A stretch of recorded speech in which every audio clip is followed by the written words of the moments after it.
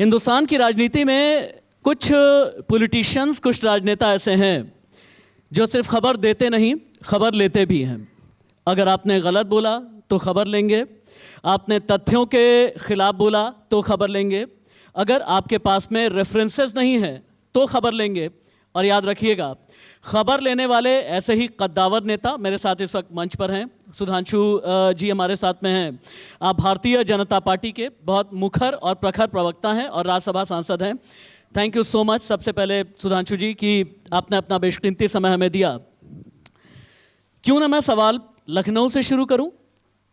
इसलिए लखनऊ से शुरू करना चाहूँगा क्योंकि आपकी वो ज़मीन, आपकी वो भूमि जहाँ से आप मैकेनिकल इंजीनियर के तौर पर आपने एक तरीके का सफ़र शुरू किया और आज की तारीख में दिल्ली में आपने अपने आप को साबित किया अपने सामर्थ्य के साथ में। राम मंदिर के साथ में शुरुआत करना चाहूँगा चूँकि संकल्प बिन विकल्प पूरा होने जा रहा है 22 तारीख को।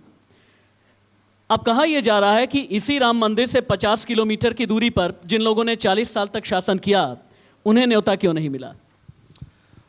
मुख्य बात यह है कि श्री राम जन्मभूमि का मंदिर कोई राजनीतिक विषय नहीं था, न चुनावी विषय, तो छोड़ ही दीजिए, भारत की अस्मिता से जुड़ा हुआ विषय था। श्री राम जन्मभूमि मंदिर बनाने का काम हमारा नहीं था, हमारा काम उसका मार्ग प्रशस्त करना था। बनाने का काम संतों का था, श्री राम जन्मभूमि न्यास समिति का था। तो नेताओं को बुलाने की कोई आवश्यकता नहीं थी। सिर्फ पदेन जो लोग हैं, यानी माननीय प्रधानमंत्री जी, इसके बाद मुख्यमंत्री जी और राज्यपाल महोदया, इसके अतिरिक्त किसी को कोई इसमें तकनीकी आवश्यकता नहीं। वैसे तो मैं पूछना चाहता हूं, वो लोग चाह रहे हैं आना? कौन लोग? जिन्होंने, शायद आप में से बहुत से लोगों को ना पता हो कि 22-23 दिसंबर 1949 की रात में जब श्री राम लला प्रकट हुए और उसके बाद वहाँ उस समय के डिस्ट्रिक्ट मजिस्ट्रेट और कोर्ट की परमिशन से, क्योंकि जुडिशियल पावर होती थी डिस्ट्रिक्ट मजिस्ट्रेट को उस समय, ये 1949 दिसंबर है, संविधान लागू होने से पहले, इसलिए कई बार लोग कहते थे वो डीएम का ऑर्डर था। इसलिए वहाँ पूजा अर्चना प्रारंभ हुई। तो जाके जो लोग पुराने आर्काइव्स में चेक कर लें, कांग्रेस के मुख्यमंत्री पंत जी थे, उन्होंने फ़ोन किया डीएम को कि मूर्तियां हटवा दो, डीएम ने मना कर दिया। तब नेहरू जी के कहने पर ऐसा माना जाता है, पर यह एक प्रूवन फैक्ट है कि पंत जी खुद गए और डीएम ने उनको फैजाबाद सर्किट हाउस में रोक दिया। बुजुर्गों के मुंह से मैंने सुना है, शायद वो लखनऊ का जो पुराना अखबार होता था ना, पाइनियर, उसकी अगर आप दिसंबर 49 का कोई आर्काइव्स निकालेंगे तो उसमें लिखा हुआ था chief minister under arrest. Chief minister under arrest क्यों था? संविधान लागू नहीं था, तो सीएम की पावर्स तब तक डिफाइंड नहीं थी, डीएम की पावर्स डिफाइंड थी। और साहब, उसके बाद शायद आपको ना पता हो, मुस्लिम पक्ष उसमें पक्षकार ही नहीं बनना चाहता था। यह बात के मोहम्मद ने भी लिखी है कि बड़ी स्ट्रांग फीलिंग थी मुस्लिम पक्ष में कि हमारे लिए इस स्थान का कोई खास महत्व नहीं है, हमें इस चक्कर में नहीं पड़ना। तब किसने उनको समझाया कि टाइटल सूट में 12 साल का समय होता है। अगर आपको किसी जमीनी विवाद में अपना दावा करना है, 12 साल तक आपने दावा नहीं किया तो आपका दावा खारिज हो जाता है। तो ये लोग जाके दिसंबर 1961 में बने, जाकर जब 11 दिन रह गए थे 12 साल पूरा होने पे, यही लेफ्टिस्टों ने और कांग्रेस के लोगों ने उनको समझाया कि आप जाकर, और बाकी क्या कहें, 76 में खंबे निकले। तो उस समय के जो ज्वाइंट डायरेक्टर लीड कर रहे थे के मोहम्मद साहब, उन्होंने भी किताब में लिखा, कम्युनिस्ट इतिहासकारों के दबाव में इंदिरा गांधी सरकार ने रुकवा दिया। अब और क्या कहें, 1990 में जिस समय गोलियां चली तो राजीव गांधी जी की कांग्रेस ने समर्थन देकर मुलायम सिंह को बचा दिया।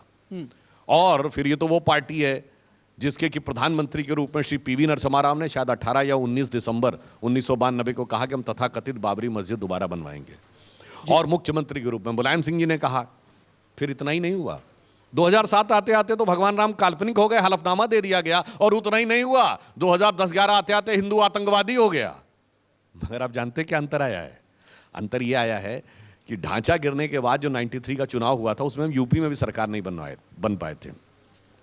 सपा, बसपा और कांग्रेस आई, सारे मौसेरे भाइयों ने मिलकर सरकार बना ली थी। तो एक नारा लगा था, मिले मुलायम काशी राम, हवा में उड़ गए जय श्री राम। तो उस समय हमारी एक नेत्री ने कहा था कि नारा इसलिए लग रहा है कि आप अपनी एकता और शक्ति दिखाने में थोड़ी कमी रह गई है। जिस दिन पूरी एकता और शक्ति दिखाएंगे, उस दिन वो दिन आएगा कि जो नारा लगाते हैं कि मिले मुलायम काशीराम, हवा में उड़ गए जय श्री राम, नारा ये हो जाएगा क्या मुलायम क्या काशीराम, सारे बोलेंगे जय श्री राम। और आज देखिए बोलने लगे, आज कह रहे हैं मुझे भी बुलाओ। आपने एक बात बोली है कि उस जमाने में मौसेरे भाई मिल गए थे। हालांकि मैं एक और बात यहाँ पर कहना चाहूँगा, कुछ और लोग भी मिल रहे हैं। अब किस किस्म के भाई हैं ये तो जनता को फैसला करने देते हैं। कुछ और लोग भी मिल रहे हैं, हालांकि कभी मिलते हैं कभी नहीं मिलते हैं, कभी कहीं का ईंट कहीं का रोड़ा, भानुमती ने कुनबा जोड़ा किस्म का कुछ नज़र आता है। लेकिन ये जब मिलते हैं तो ये सनातन का, इनमें से कई नेता ऐसे हैं जो सनातन का अपमान करते हैं, दक्षिण भारत में भी ऐसे नेता हैं जो लखनऊ में भी बैठ कर के अपमान करते हैं, ऐसे हैं जो बिहार में भी बैठ करके अपमान करते हैं। शायद मुझे नाम लेने की ज़रूरत नहीं है, हर कोई बहुत अच्छे से जानता है। मैंने शुरू में कहा आप एक ऐसे पॉलिटिशियन हैं जो खबर देते भी हैं खबर लेते भी हैं। सनातन के शत्रुओं की खबर कैसे लेंगे? देखिए, जो लोग बोल रहे हैं दक्षिण से लेकर उत्तर तक, चाहे बिहार वाले हों चाहे यूपी वाले हों, मेरे मन में जानते क्या है? उनके लिए सहानुभूति है। क्यों? वो एक ऐसे षड्यंत्र के टूल बन गए हैं, उन्हें स्वयं ही नहीं पता है। और ये बात मैं जिम्मेदारी से कहना चाहता हूं, मैं कई बार ये बात पहले कह चुका हूं, आप सब जाके चेक करिए। केजीबी का एक जासूस था यूरी बेजबनेव, जो पत्रकार बनकर 1960 और 70 के दशक में भारत में रहता था। उसने बाकायदा कॉन्सेप्ट दिया है आइडियोलॉजिकल सबवर्जन, यानी टारगेट दिया गया था कि भारतीय संस्कृति को नष्ट करना है, चूंकि अगर 50 से 60 साल में भारत को कम्युनिस्ट बनाना है तो उसके लिए क्या था? उस आइडियोलॉजिकल सबवर्जन में फर्स्ट स्टेज था स्टेज ऑफ डीमोरलाइजेशन। एक इश्यूज क्रिएट करने हैं, फेक इश्यूज, या किसी भी चीज को एक पॉइंट को पकड़कर समाज में डिमोरलाइजेशन हो। टूलकिट किसके पास है? नहीं, मैं उसमें आगे जो बात कह रहा हूं, उसने कहा कि हम बहुत से लोगों को विदेश ले जाते थे, उसमें बड़े बड़े, मैं किसी का असम्मान नहीं कर रहा हूं जो उस दौर में उन लोगों के प्रोग्राम में गए, पर उसने कहा कि हम उसमें बड़े बड़े साहित्यकार, कलाकार, पत्रकार, इतिहासकार सब होते थे, नेता भी होते थे। उन्हें लगता था कि वो अपनी योग्यता से जा रहे हैं। उसका वर्ड है, हम केवल यह ऑब्जर्व करते थे कि इसमें हमारे लिए यूजफुल कौन हो सकता है। तो उसने वर्ड यूज किया है कि they were considering themselves as stalwarts but in our eyes they were the useful idiots. अब ये यूरी बेजबनेव का शब्द है उन लोगों के लिए, और उसी विरासत, उसी मानसिकता से आज तक वो निकल नहीं पा रहे हैं। ये बड़ी चुनौती है। मैं सुधांशु जी, चूंकि सनातन का मसला आया है, गौमूत्र एक ऐसा शब्द है, गाय और गाय से जुड़ी हुई परंपराएं आपकी पार्टी के साथ जोड़ दी जाती हैं।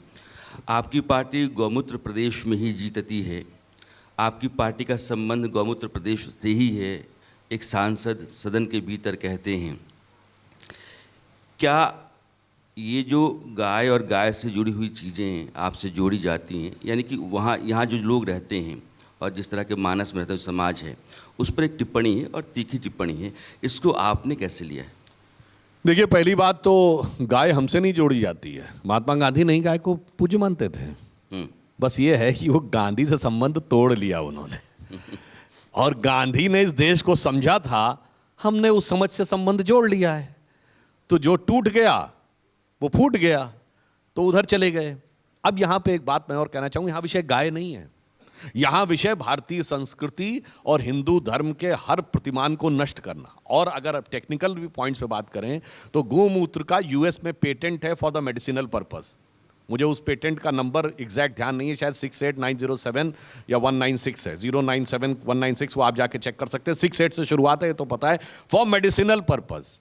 ठीक, सबसे ज्यादा जो उर्वरक की क्षमता है उसमें आज ऑर्गेनिक फार्मिंग क्या है भाई? गाय के गोबर वाली फार्मिंग है ना, तो फिर गाय के गोबर का ये यूज है। अब बताइए, A2 मिल्क मिलता है गाय से, उसमें क्या है? सबसे बेहतर गुड कोलेस्ट्रॉल है। मतलब ये तो साइंटिफिकली प्रूवन है ना, इसमें कोई किंतु परंतु की तो स्कोप नहीं है। तो इसलिए वो तो मैंने फिर कहा ना, दिमाग पे मैकाले और मार्क्स की ऐसी छाया है कि आपके सामने इतना सुंदर दृश्य दिख रहा हो जिसमें वैज्ञानिकता, समर्पण, धार्मिकता सब दिख रही हो, देख ना पाए। इसके लिए संस्कृत में एक श्लोक है कि यस्य नास्ति स्वयं प्रज्ञा शास्त्रम तस्य करोति किम लोचनाभ्याम विहीनस्य दर्पणम किम करिष्यति। इसका अर्थ होता है, यदि किसी की अपनी प्रज्ञा यानी बुद्धि ना हो तो अच्छे से अच्छा शास्त्र दिखाओ, अच्छे से अच्छी नॉलेज की किताब दे दो, वो नहीं समझ सकता। जैसे जिसकी आंखें ना हो या आंखें बंद कर रखी हो, उसको कितना भी दर्पण दिखाओ वो अपना चेहरा नहीं देख सकता। सुधांशु जी एक मैकेनिकल इंजीनियर हैं, और मैकेनिकल इंजीनियर से अगर राजनीति की सोशल इंजीनियरिंग की बात ना करें तो शायद बहुत अधूरी रह जाएगी बात। प्रधानमंत्री नरेंद्र मोदी की गारंटी ने 3 राज्यों में प्रचंड बहुमत के साथ में आपकी सरकार बनाई। इंडिकेशंस एकदम क्लियर नजर आए।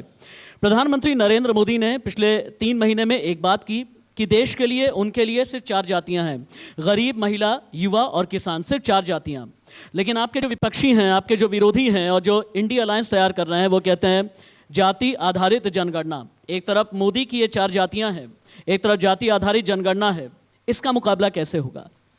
देखिए, जो लोग जाति आधारित जनगणना की बात करते हैं तो हम एक सिंपल सा सवाल पूछते हैं, ये जातिगत जनगणना रोकी किसने थी? ब्रिटिश टाइम तक तो होती थी।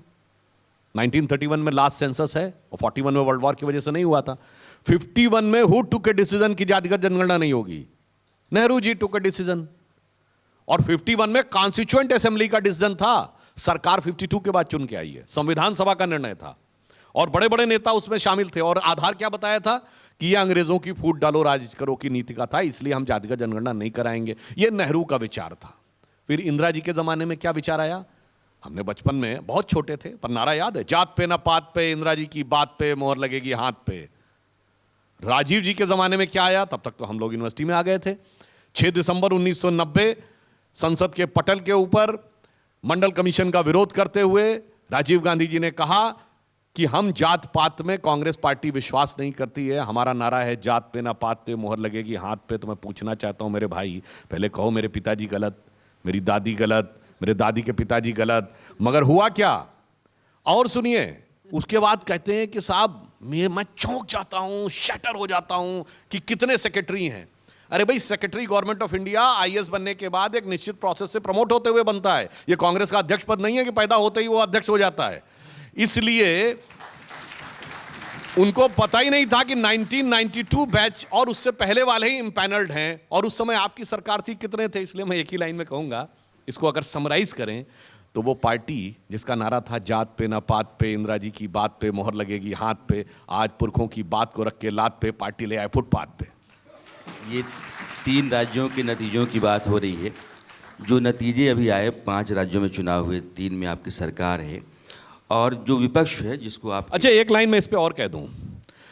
देखिए, ये जो दूसरी क्षेत्रीय पार्टियां हैं, ये अपने बिहार वाले, जो गरीब गुरबा का परिवार था, आज बिहार का सबसे अमीर परिवार है, लालू प्रसाद यादव जी। और सपा, धरतीपुत्र मुलायम सिंह जी थे। आज तो भाई और पुत्र के बीच में भी समस्या है कि कौन उनका प्रतीक बनेगा। इनसे पूछिए, ये जाति की बात करते हैं, बाकी जातियां तो छोड़िए, जब सत्ता देने की बात आई तो अपनी जाति में भी कोई योग्य व्यक्ति नजर नहीं आता है। मतलब जब लालू प्रसाद यादव जी को सत्ता छोड़ने की बात आएगी तो मैं, मेरी बीबी, मेरा साला, मेरा बेटा, मेरा दूसरा बेटा, मेरी बेटी, खत्म।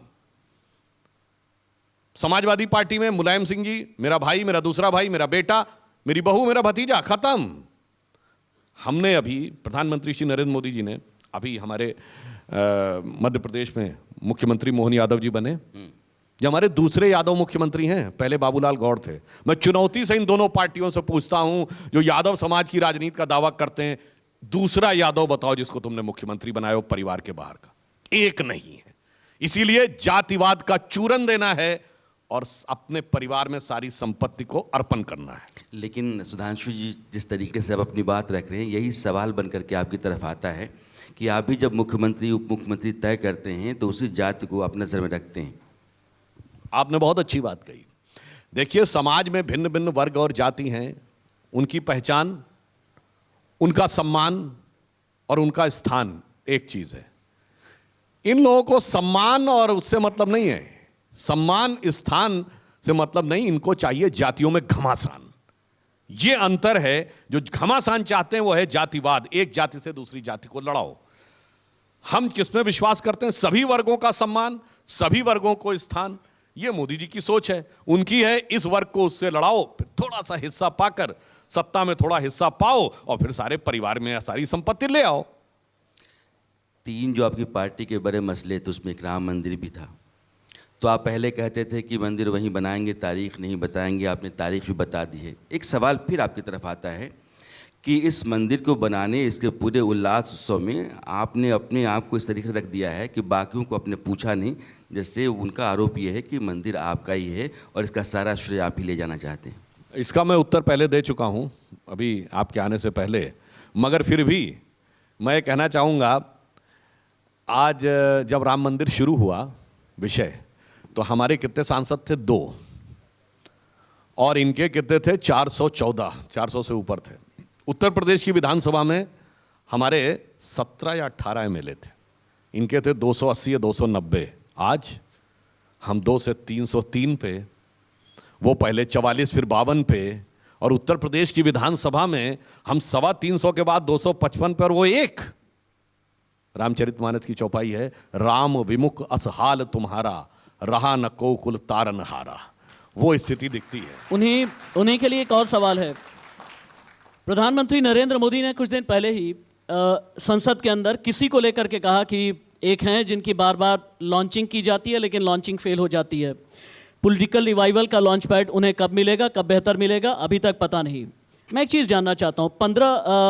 पिछले दिनों 15 अगस्त को लाल किले की प्राचीर से प्रधानमंत्री ने कहा कि अब देश को ऐसे पॉलिटिशियन की ज़रूरत है जो परफॉर्म करे, जो रिफॉर्म लेकर के आए और जो ट्रांसफॉर्म करे।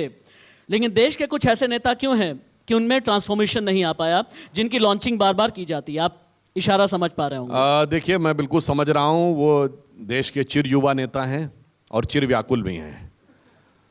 तो चिर प्रतिद्वंदी हैं या नहीं? नहीं, वो चिर व्यथित हैं और चिर कुपित भी हैं, सदैव टेंशन में रहते हैं, आपने देखा होगा। चिर व्यथित हैं या नहीं? चिर व्यथित हैं, क्योंकि व्यथा तो ये है कि नींद भी खुली न थी कि हाय धूप ढल गई, और पाम जब तलक बढ़े कि राह रथ निकल गई, और हम खड़े खड़े मोड़ पर रुके रुके उम्र के चढ़ाव का उतार देखते रहे, कारवां गुजर गया गुबार देखते रहे। तो अब जो आपने सवाल पूछा, देखिए माननीय प्रधानमंत्री जी ने जो बात कही वो एक गंभीर बात है। आपने पिछले 15 अगस्त की बात कही, जानते हैं उसमें उस स्पीच में प्रधानमंत्री जी ने एक बड़ी गंभीर बात कही थी। उन्होंने कहा था ये 25 वर्ष जो अमृत काल है, और ये देश के युवा के लिए है, क्योंकि 25 वर्ष बाद हम लोग बुजुर्ग होंगे।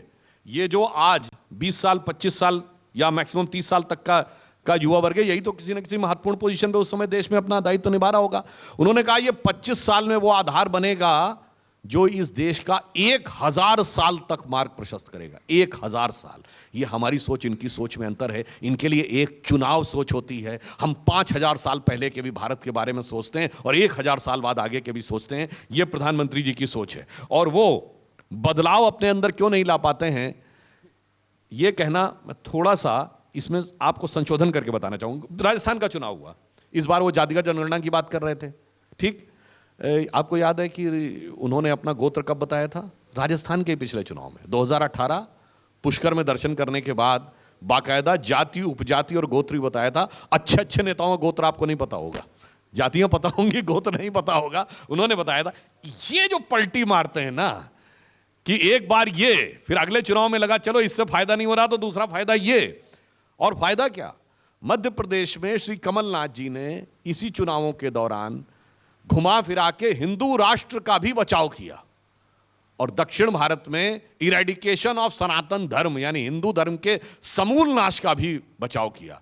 मान्यवर, ये एक चेहरे पे कई चेहरे लगा लेते हैं लोग और सोचते हैं लोग उसके चेहरे पहचान नहीं पाएंगे, तो मुख और मुखौटा दोनों को पहचानने की क्षमता देती है। लेकिन मुखौटे का एक लेटर गायब हो गया है। इनकी एक शिकायत है। एक तरफ तो प्रधानमंत्री हैं, बिन विकल्प संकल्प वाले प्रधानमंत्री ने 9 साल में यह साबित किया कि सबका साथ, सबका विकास, सबका विश्वास के साथ में कैसे देश में एक मजबूत सत्ता स्थापित की जा सकती है। लेकिन एक तरफ पीएम का बड़ा चेहरा है और दूसरी तरफ पीएम का ख्वाब लिए हुए कई चेहरे हैं। इनमें ममता भी हैं, इनमें नीतीश भी हैं, इनमें तेजस्वी भी हैं, इनमें अखिलेश भी हैं, इनमें अरविंद केजरीवाल भी हैं। इस तरह के कई चेहरे हैं जिन्होंने एक इंडिया के नाम से एक अपना पूरा गठबंधन बनाया। अब इनकी एक शिकायत यह है कि हमने तो बनाया इंडिया और आपने उसे साबित कर दिया इंडिया अलायंस। देखिए, पहली बात हमारे गृह मंत्री जी ने ही ये बात कही है, भैया इंडिया अलायंस है कहाँ पे? आप उत्तर से दक्षिण तक चलिए तो कश्मीर में तो ऑलरेडी गुपकार अलायंस है, पंजाब में अलायंस है नहीं, क्योंकि आम आदमी पार्टी और कांग्रेस दोनों का बयान आ चुका है साहब, पंजाब में तो हम साथ में नहीं है।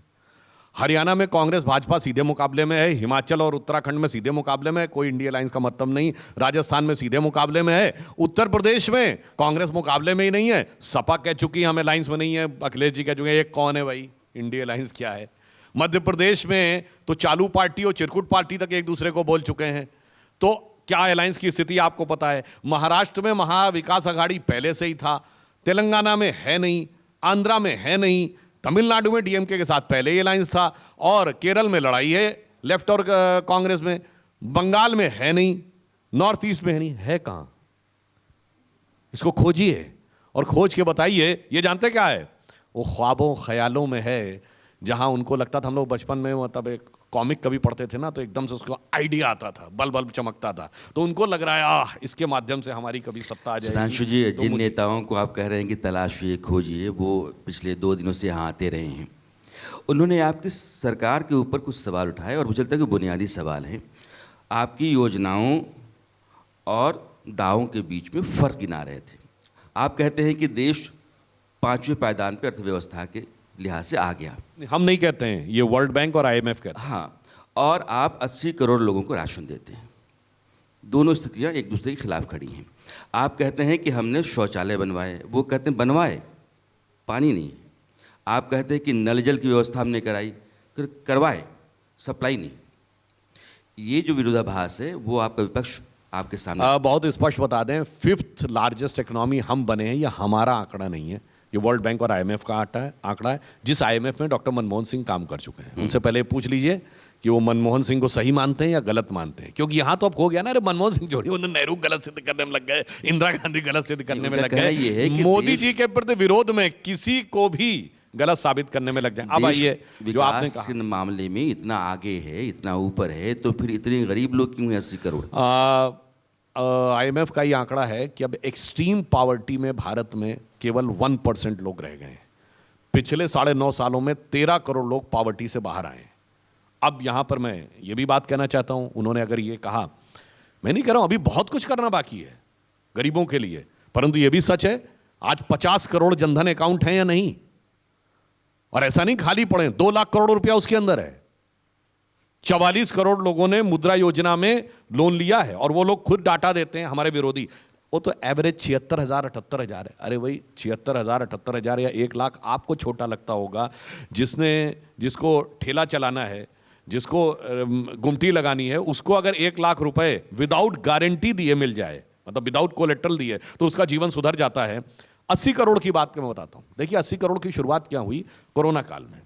कारण यह था कि ये लोग, अब कहना नहीं चाहिए कितने बुद्धिमान हैं, कह रहे थे पैसा दे दीजिए। भाई साहब, कोरोना काल में स्थिति ये थी कि अगर आप पैसा लेके अपने गली मोहल्ले या गांव या कॉलोनी के दुकानदार के पास जाते तो सारी कॉलोनी को देने लायक उसके पास था स्टॉक में? नहीं, सप्लाई लाइंस खत्म हो गई थी, सप्लाई लाइंस क्रिपल्ड हो गई थी, तो इसलिए सीधे अनाज पहुंचाने की व्यवस्था कराई गई, और इसीलिए ताकि उस गरीब वर्ग को जीवन की मूलभूत आवश्यकता मिल सके। और दूसरी बात बताता हूं, अगर कुछ भी अच्छा नहीं हुआ है तो जो कंज्यूमर्स एसोसिएशन का डाटा है कि इस दीपावली के सीजन में, दीपावली प्लस छठ मिला के 4 लाख करोड़ की खरीदारी हुई है, जिसमें छोटी मोटी चीजों से लेके बर्तन, कपड़े, टीवी, फ्रिज, गाड़ियां सारी मिलाकर। अब ये कहां से हो रही है? आप बताइए। Bharat 3rd biggest holder of automobile बना है। ये हमारा डाटा नहीं है, ये विदेश का भी डाटा है और भारत की एक बड़ी कंपनी का डाटा। 7.5 करोड़ परिवार इस समय भारत में ऐसे हैं जिन पे कोई ना कोई एक ऑटोमोबाइल है, चाहे 2 व्हीलर हो या 4 व्हीलर हो। अब ये 7.5 करोड़ तो अरबपति खरबपति नहीं है।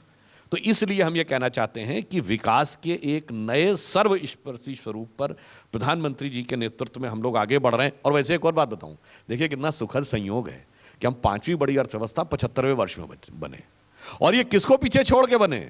उस इंग्लैंड को पीछे छोड़ के जिसने कभी हम पे हुकूमत की थी, उसको पीछे करके हम 5वीं बड़ी अर्थव्यवस्था बने। और मजे की बात देखिए, उसके बाद भी मजे की बात देखिए, आपके पिछले प्रश्न का भी इससे कनेक्शन आता है। इस बार की दीपावली में पहली बार ऐसा हुआ है, वैसे तो दीपावली इंग्लैंड में भी ऑफिशियल छुट्टियों में हो गई थी, व्हाइट हाउस में भी ऑफिशियल फेस्टिवल की लिस्ट में, मगर पहली बार ऐसा था कि जब ब्रिटिश प्राइम मिनिस्टर के ऑफिशियल रेजिडेंस 10 डाउनिंग स्ट्रीट में ब्रिटिश प्राइम मिनिस्टर सिर्फ सिंबॉलिकली दिवाली नहीं मना रहा था, डिवोशनली दिवाली मना रहा था, क्योंकि वो कह रहा था कि मैं सनातनी हिंदू हूं, मेरी आस्था है। तो दोनों तरफ का इसमें उत्तर मिलता है, बदलाव के एक बड़े फलक की तरफ भारत आगे बढ़ रहा है। ये मथुरा को लेकर के हाई कोर्ट का आदेश आया कि एएसआई सर्वे करेगा। जो आपका विपक्ष है, सवाल जितना उठाता है, मैं उन सवालों को आपके सामने रख रहा हूँ। उनका कहना ये है कि ज्ञानवापी में भी एएसआई आ गया, कभी अयोध्या में भी एएसआई था, एएसआई की जो रिपोर्ट रही है अयोध्या के फैसले में अपनी एक बड़ी भूमिका निभा चुकी है। इन दोनों मामलों में भी एएसआई के लाने का कारण जो है वो सिर्फ बीजेपी है, क्योंकि 2024 को दिखता है। बड़ी विचित्र बात है।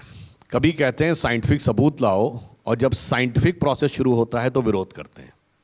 अयोध्या के विषय में मैं आपको बात बता दूं, जब 1976 में एएसआई की रूटीन खुदाई हो रही थी, रूटीन खुदाई मतलब कोई राम मंदिर को टारगेट करके नहीं, ASI archaeological survey of India Bharat में भिन्न भिन्न पुरातात्विक महत्व के स्थानों पर खुदाई करता रहता है ताकि उसमें से कोई चीज निकले।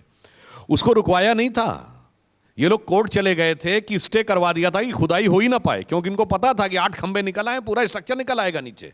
मगर क्या करें, टेक्नोलॉजी ने मार दिया। सन 2000 आते आते रडार मैपिंग टेक्नोलॉजी आ गई, यानी आप ऊपर से ही साउंड वेव्स के जरिए देख सकते हैं कि नीचे कोई स्ट्रक्चर है या नहीं।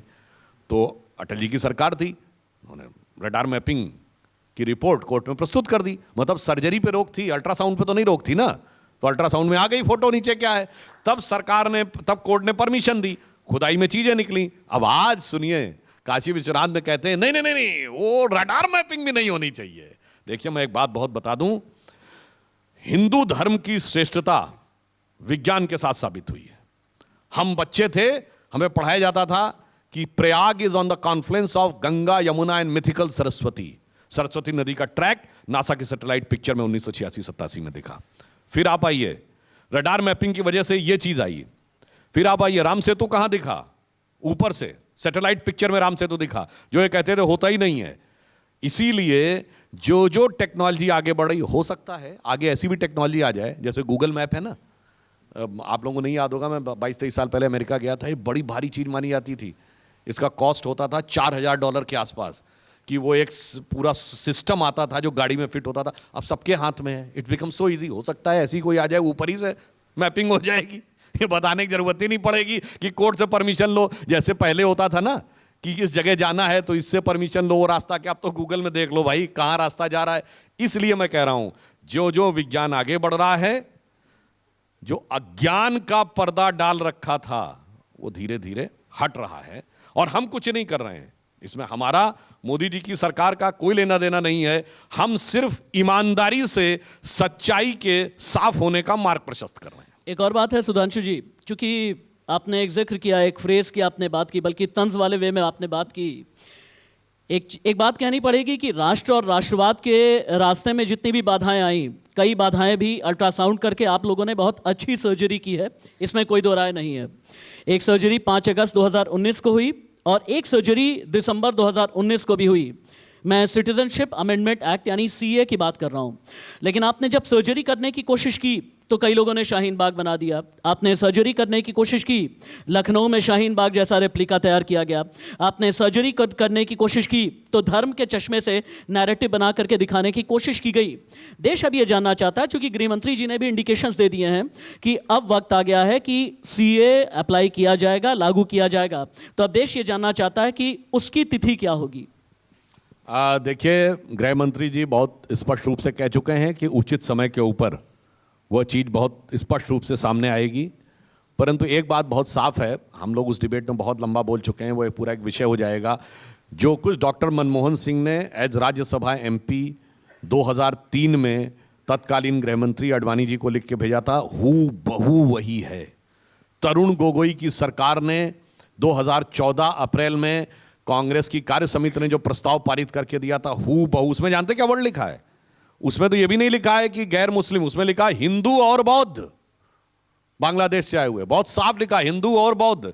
और इतना ही नहीं, केरल में कम्युनिस्ट पार्टी के अधिवेशन में यह प्रस्ताव पारित है। आप कहेंगे तो ये तीनों प्रस्ताव आपके पास भेज दूंगा, मगर क्या बताएं, अपने समय में एक यथार्थ और ईमानदारी को समझकर वो प्रस्ताव पारित किया जाता है और उसके बाद उसके ऊपर राजनीति करने का प्रयास किया जाता है, केवल इसलिए कि मोदी जी के खिलाफ एक वातावरण खड़ा करना है। मगर मोदी जी वो व्यक्ति हैं जिनके लिए एक पंक्ति कहना चाहूंगा, उन्होंने ऐसे बड़े बड़े निर्णय लिए कि दर्द की रात गई, गम के जमाने भी गए, और मोदी जी की हिम्मत से कई दाग पुराने भी गए। मैं एक एग्जाम्पल और आपको देता हूं, चूंकि मैं खुद ही पूर्वांचल का रहने वाला हूं और हाल के दिनों में चूंकि मैं राशिद हाशमी वैसे इसमें अटल जी की भी एक पंक्ति बता देना चाहता हूं जो सीए वाले लोगों के ऊपर बहुत लागू होती है। अटल जी ने एक लाइन कविता लिखी थी, 15 अगस्त का दिन कहता आज़ादी अभी अधूरी है, सपने सच होने बाकी हैं, रावी की शपथ न पूरी है। उसकी एक लाइन थी, जिनकी लाशों पर पग धरकर आज़ादी है हमने पाई, वो अब तक हैं खाना बदोश, गम की काली आंधी छाई। तो उनके प्रति जो गम था, उस संवेदना के साथ मोदी जी ने और अमित शाह जी ने यह निर्णय लिया था। और मैं आपको बताऊं सुधांशु जी, मैं राशिद लखनऊ बेल्ट से लेकर के बाकी अवध से लेकर के पूर्वांचल तक का मैं आपको जिक्र करता हूं। वहाँ का जो एक आम मुसलमान है ना, वो कहता है कि अब कम से कम अशराफ और पसमानदा नहीं देखे जाते, अब हमें भी घर मिलता है, हम वाकई में मुख्य धारा में हैं, हम सिर्फ जानवर नहीं पालते हैं, हमारे पास भी रोज़गार है, हमारे पास भी रोज़ी रोटी का जरिया है। ये एक आम मुसलमान कहता है। लेकिन उन पार्टियों को आप क्या कहेंगे जो आज भी एक ही नैरेटिव बनाने की कोशिश करते हैं कि भारतीय जनता पार्टी का मतलब यह है कि जहां जिस तरफ मुसलमानों को नहीं जाना चाहिए। ऑल्दो ये बात मैं खुद कह रहा हूं, इसका मैं खुद गवाह हूं कि देश में एक बहुत बड़ा पसमानदा वर्ग है जिसने हाँ माना कि प्रधानमंत्री नरेंद्र मोदी ने पिछड़े मुसलमानों को वाकई मुख्य धारा में ला करके खड़ा कर दिया, वो भी सिर्फ 9 साल में। देखिए, प्रधानमंत्री श्री नरेंद्र मोदी जी ने बिल्कुल ईमानदारी से, पूर्ण निष्ठा के साथ सबका साथ सबका विकास की बात कही। माइनॉरिटीज में 70% लोग हैं जिन्हों किसी न किसी एक गरीब कल्याण योजना का लाभ अवश्य मिला। इसमें कहीं किसी के साथ कोई भेदभाव नहीं हुआ। जहां तक आपने पसमानदा की बात कही तो मानी हुई बात है, ग्रेजुअली चूंकि मुस्लिम समाज के अंदर ज़्यादा उन्होंने कंट्रोल्ड सिस्टम बना रखा था, जिसका डॉक्टर अंबेडकर ने भी उल्लेख किया है। तो अब धीरे धीरे जो जो अंदर जाएगा तो समाज के सभी वर्गों को उसका एक स्थान मिलेगा। हाँ, मगर अंतर क्या है? आपने लखनऊ की बात कही तो मुझे याद आता है, मैंने बचपन में हिंदू मुस्लिम कॉन्फ्लिक्ट नहीं सुना था, शिया सुन्नी कॉन्फ्लिक्ट। बिल्कुल ये आरोप लगाते हैं ना जी कि हिंदू मुस्लिम के दंगे तो भाजपा आरएसएस वालों की वजह से होते हैं। मैं आपको बताना चाहता हूं, 1978 के बाद शियाओं का मुहर्रम का मदे साहबा का जुलूस निकालना बंद कर दिया गया। कहा गया हम नहीं इंश्योर कर सकते क्योंकि पथराव हो जाता था, लड़ाई हो जाती थी। जब हमारी सरकार आई 22 साल के बाद 1998 में शियाओं का मदे साहबा का जुलूस निकलता था, यानी शिया और सुन्नी दोनों शांतिपूर्वक अपना पर्व मनाते थे। अभी आपने देखा धारा 370 हटने के बाद पहली बार कश्मीर में मुहर्रम का जुलूस शिया सामान्य रूप से शांतिपूर्ण ढंग से निकालने में सफल हुए। तो भाई हिंदू मुस्लिम नहीं, ये बताइए शिया सुन्नी दंगा भी हमारी करवाते थे का? तो कहना क्या चाहते हो मेरे भाई? हम ये कहना चाहते हैं कि हिंदू मुस्लिम हो या शिया सुन्नी हो, सबके बीच में सामंजस्य सिर्फ और सिर्फ भारतीय जनता पार्टी के नेतृत्व में ही रह सकता है। और जो लोग मोदी जी पे आरोप लगाते हैं तो उनके लिए कहना चाहूंगा, आपने बहुत सही बात कही। आपने जो आखिरी सेंटेंस का उसमें क्रक्स है। लंबे समय तक मुसलमानों को समझाया गया, जानते हैं किसमें फंसाया गया? एक फांस में। जैसे टू टियर फांस होती है ना, एक थी मोहब्बत की, एक थी अदावत की। कहा गया देखो भाजपा तुमसे बड़ी अदावत है और हमें तुमसे बड़ी मोहब्बत है, और उस मोहब्बत में ऐसी जबरदस्त राजनीति हुई है। जैसे इस समय जाड़े का सीजन चल रहा है ना, तो आप च्यवनप्राश का अगर प्रयोग करते होंगे तो हर कंपनी कहती मेरा च्यवनप्राश सबसे बढ़िया, एकदम खालिस, सबसे बढ़िया मेरा च्यवनप्राश है। वैसे ही हर पार्टी कहती मुसलमानों के हम सबसे बड़े अलंबरदार हैं, सपा कहती हम सबसे बड़े, कांग्रेस कहती हम सबसे बड़े, तो हैदराबादी हजरत कहते हम सबसे बड़े। अब वो कहते हैं कि हमें तुमसे मोहब्बत है और इन्हें तुमसे अदावत है। और उसका हश्र क्या हुआ कि किसी को किसी की मोहब्बत ने मारा, किसी को किसी की अदावत ने मारा, और शराफत अली को सेकुलर सियासत ने मारा। ये सुधांशु जी, अभी आपने 370 कश्मीर का जिक्र किया। संसद इसमें मैं एक बात ऐड भी कर दूं, ऐसा नहीं कि कोई कहे कि मैंने तो सिर्फ एक, कोई कहे कि मैंने तो एक केवल एक लच्छेदार बात कह दी। फैक्ट के साथ बोलता हूं, सिर्फ 4 उदाहरण। भारत की सेना का पहला शहीद आजादी के बाद, first gallantry award winner of the Indian army after independence कौन था? ब्रिगेडियर मोहम्मद उस्मान, यूपी के गाजीपुर के। किसी सेकुलर नेता की फोटो दिखाइएगा कभी गया हो। वीर अब्दुल हमीद की शहादत की 50वीं वर्षगांठ 2015 में हुई। मोदी जी ने उनकी पत्नी और परिवार वालों को बुलाकर दिल्ली में सम्मानित किया। किसी सेकुलर नेता की फोटो दिखाइएगा वीर अब्दुल हमीद के घर पे गया हो। आजादी के समय लाल किले पे पहली शहनाई बजाई थी उस्ताद बिस्मिल्लाह खान ने।